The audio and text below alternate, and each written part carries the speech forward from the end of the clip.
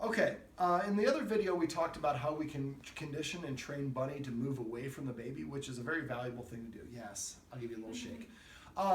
However, we also would like to have her have a better association of the baby. Now, when I had my little puppy Quest, he was annoying to the other dogs, and they didn't like him. And so every time that they would look at him or take a step towards him, I would reach over and pet them.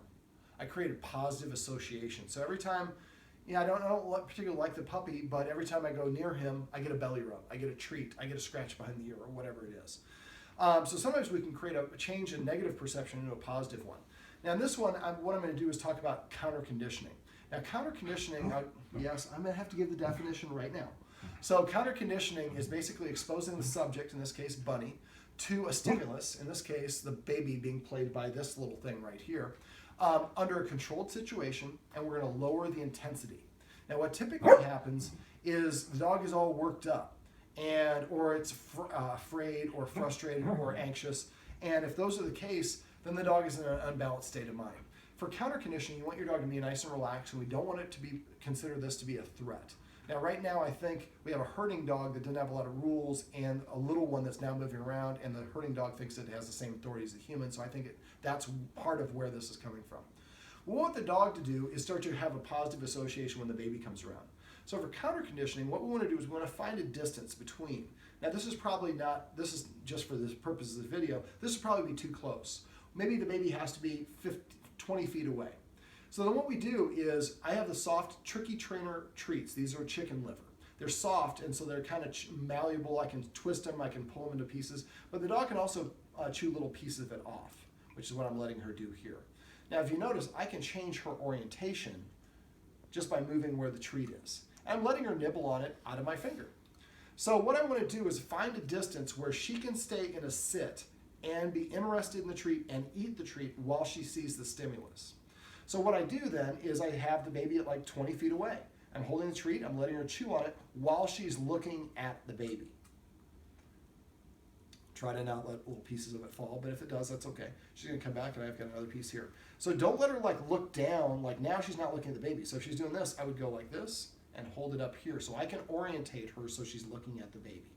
So what I want to do is maybe I feed her like 5 or 6 treats at this distance. Now, if she won't sit or she looks around, tries to go around the treat, then we're too close. We have to find a distance where she feels comfortable. Otherwise, it invalidates this whole exercise. Then what we do is take note. Let's say we're at 20 feet. Okay, then the next time we do this, we might do it maybe 2 or 3 times at 20 feet. Next time we might do it at 19 feet. Then we do the same exercise. Let her chew on 2 or 3 treats while she's looking at it. And then she goes away and she does, takes a nap, goes for a walk, does whatever she wants to do. The next time we maybe do another 18 feet, or we try to go to 17 feet. Now if we get to 17 feet and she starts getting up or she's moving around, then she's telling us that you move too close too quickly. So then we back up and help her practice that previous distance.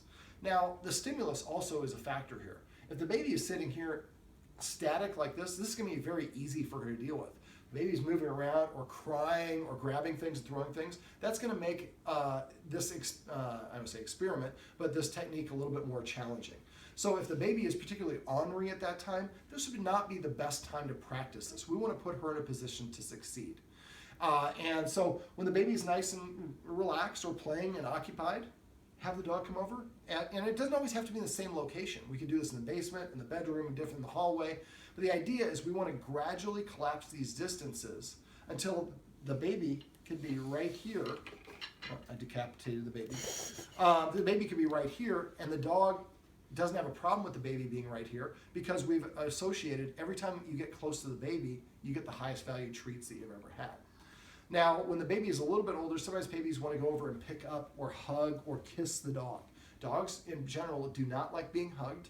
I have a lot of clients who are, my dog likes it. Well, your dog has learned to tolerate it, but they're not a big fan of it. Also, they'd only put their face next to another dog's face if they're licking to apologize, or it would be inappropriate. So if the baby puts his face right here, obviously we might have a situation. So yes, I appreciate that. So what we want to do is when the baby is old enough where it can go over and pick up the dog, a lot of babies want to do that, little ones, we want to make sure, hey, if the dog is asleep, we leave the dog alone. We obviously don't go grab the dog by its ears or by its tail, even though you just have a little bit of a nub of a tail. And we don't disturb the dog when it's crying, or when it's sleeping. I mean, I see this. I had one client where the baby, every time the dog lay down, the kid walked over and picked up the dog because it looked cute. After a while, the dog started growling. The guy's like, see, we have an aggressive dog. I'm like, you don't have an aggressive dog. If every time you try to take a nap, I go and wake you up as soon as your eyes close, eventually you're going to snap at me as well in a different way. So we have to let the dog know that we are looking out for it as well as we are looking out for the baby. The more that we do this, the dog feels that I don't have to correct myself. I can rely on the human to do it. Now, I got a little bit off track here. In this video, I really just want to work on the counter conditioning. So we can do this for dogs or cats or anything that the dog might be reactive to, but the key is the dog has to be calm enough. It doesn't have to stay sitting. That's one of my tests. If it will stay sitting, it's relaxed. If it will take the treat, it's relaxed. If it tries to get up or move around the treat, it's probably too close. So we want to keep on doing this, and this might take a week or two before eventually the dog can have the baby right there and doesn't have a fear of the baby. Now, if the baby goes and tries to grab the dog, then at that point we would channel the dog to do what we did in the other video and go into the dog kennel or just move away. So this is how we can use counter conditioning to help Bunny feel a little bit better about our fake baby.